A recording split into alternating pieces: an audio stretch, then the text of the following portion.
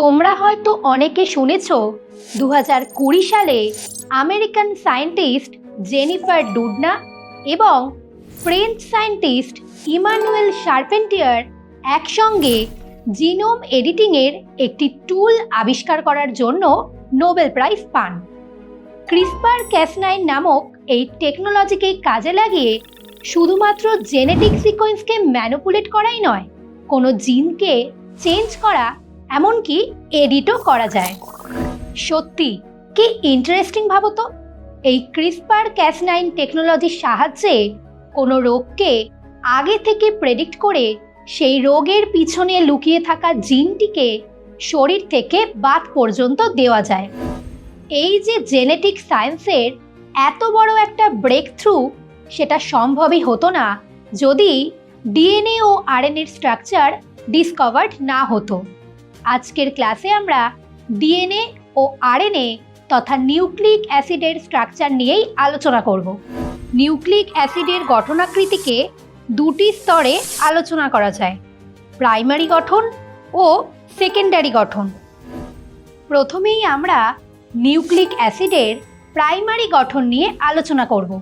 তোমরা তো আগেই জেনেছ, নিউক্লিক অ্যাসিড হলো পলিনিউক্লিওটাইড, অর্থাৎ বহু সংখ্যক নিউক্লিওটাইড অণু তাদের পেন্টোজ সুগারের 5' কার্বন ও 3' কার্বনের মধ্যে ফসফোডাইএস্টার বন্ধন গঠনের মাধ্যমে পরস্পরের সঙ্গে যুক্ত হয়ে পলিনিউক্লিওটাইড চেন ফর্ম করে। অর্থাৎ বলা যায় নিউক্লিক অ্যাসিডের গঠন কাঠামোতে সুগার ও ফসফেট এককগুলি পর্যায়ক্রমে পরস্পরের সঙ্গে যুক্ত থাকে। একটি নির্দিষ্ট নিউক্লিক অ্যাসিডের অন্তর্ভুক্ত সুগার ফসফেট শৃঙ্খল বিশিষ্ট গঠন কাঠামোতে 4টি নাইট্রোজেন বেস যে নির্দিষ্ট ক্রম অনুযায়ী পরপর যুক্ত থাকে তাকে নিউক্লিক অ্যাসিডের প্রাইমারি গঠন বলে। এরপর আমরা নিউক্লিক অ্যাসিডের সেকেন্ডারি গঠন নিয়ে আলোচনা করব। প্রথমেই আসি ডিএনএর কথায়।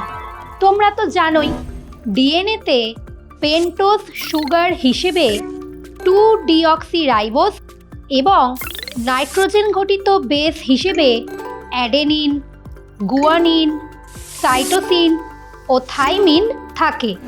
1953 খ্রিস্টাব্দে বিজ্ঞানী জেমস ওয়াটসন এবং ফ্রান্সিস ক্রিক ডিএনএ অণুর এক্স-রে ডিফ্র্যাকশন থেকে তার সেকেন্ডারি গঠন সম্পর্কে একটি মডেল দেন।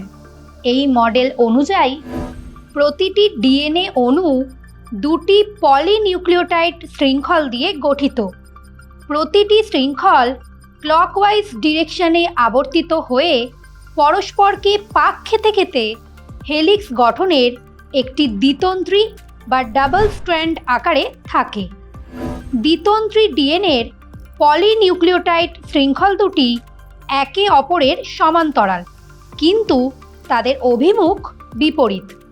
অর্থাৎ একটি শৃঙ্খলের অভিমুখ 5' to 3' হলে অপর শৃঙ্খলটির অভিমুখ 3' to 5' হয়।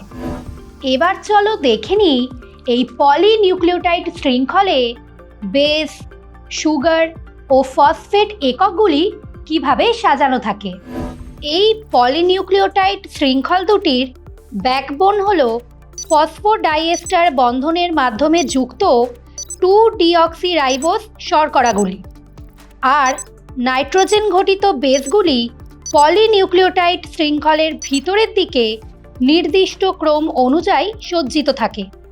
একটি শৃঙ্খলের পিউরিন বেস অপর শৃঙ্খলের পিরিমিডিন বেসের সঙ্গে হাইড্রোজেন বন্ধনের মাধ্যমে যুক্ত থাকে বলেই শৃঙ্খল দুটি একে অপরের সঙ্গে পেঁচিয়ে বাঁকানো সিঁড়ির মতো ডাবল স্ট্র্যান্ড গঠন লাভ করে।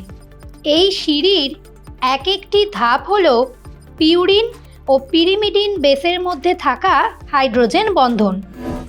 কিন্তু এ প্রসঙ্গে তোমাদের জানিয়ে রাখি, যে কোনো পিউরিন বেস যে কোনো পিরিমিডিন বেসের সঙ্গে হাইড্রোজেন বন্ধন গঠন করতে পারে না। দেখা গেছে পিউরিন জাতক অ্যাডেনিন পিরিমিডিন জাতক থাইমিনের সঙ্গে দুটি হাইড্রোজেন বন্ধন গঠন করে।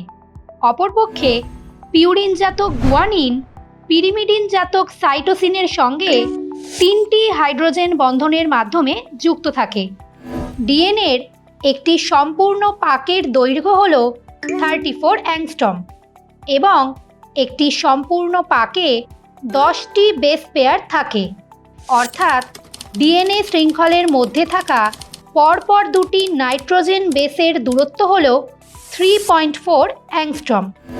যেহেতু ডিএনএ অণুতে অ্যাডেনিন বেস শুধুমাত্র থাইমিন বেসের সঙ্গে এবং গুয়ানিন বেস শুধুমাত্র সাইটোসিন বেসের সঙ্গে যুক্ত থাকে, তাই ডিএনএর দ্বিশৃঙ্খল গঠনাকৃতিতে অ্যাডেনিন ও গুয়ানিনের যোগফল সর্বদা থাইমিন ও সাইটোসিনের যোগফলের সমান হয়। এই নিয়মকে শারগাফের নিয়ম বলে। অর্থাৎ ডিএনএ অণুর একটি শৃঙ্খলের সঙ্গে যুক্ত বেসগুলির অ্যারেঞ্জমেন্ট জানা গেলে অপর শৃঙ্খলের সঙ্গে যুক্ত বেসগুলির ক্রমবিন্যাস সহজেই জানতে পারা যায়। এতক্ষণ পর্যন্ত আমরা ডিএনএর সেকেন্ডারি স্ট্রাকচার সম্পর্কে জানলাম। এবার ডিএনএর কাজগুলি তোমরা স্ক্রিনে দেখে নাও। এবার আমরা আরএনএর সেকেন্ডারি স্ট্রাকচার সম্পর্কে জানব। আরএনএতে পেন্টোজ সুগার হিসেবে রাইবোজ এবং নাইট্রোজেন ঘটিত বেস হিসেবে অ্যাডেনিন, গুয়ানিন, সাইটোসিন ও ইউরাসিল থাকে। আরএনএর গঠন রৈখিক অথবা কুণ্ডলীকৃত হতে পারে। এই কুণ্ডলীর মধ্যে হাইড্রোজেন বন্ধন গঠনের মাধ্যমে বেস পেয়ার তৈরি হয়, ফলে এই কুণ্ডলী গঠনাকৃতি স্টেবল হয়। পিউরিন জাতক অ্যাডেনিন পিরিমিডিন জাতক ইউরাসিলের সঙ্গে দুটি হাইড্রোজেন বন্ধন এবং পিউরিন জাতক গুয়ানিন পিরিমিডিন জাতক সাইটোসিনের সঙ্গে তিনটি হাইড্রোজেন বন্ধন গঠন করে।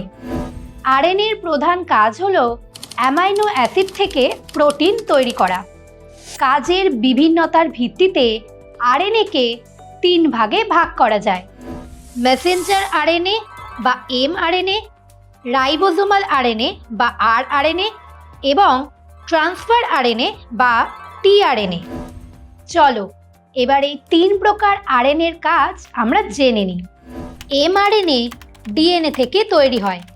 এটি ডিএনএ থেকে প্রয়োজনীয় বংশ সংকেত বহন করে কোষের সাইটোপ্লাজমে প্রবেশ করে এবং প্রোটিন তৈরিতে অংশগ্রহণ করে। এই পদ্ধতিকে ট্রান্সক্রিপশন বলে।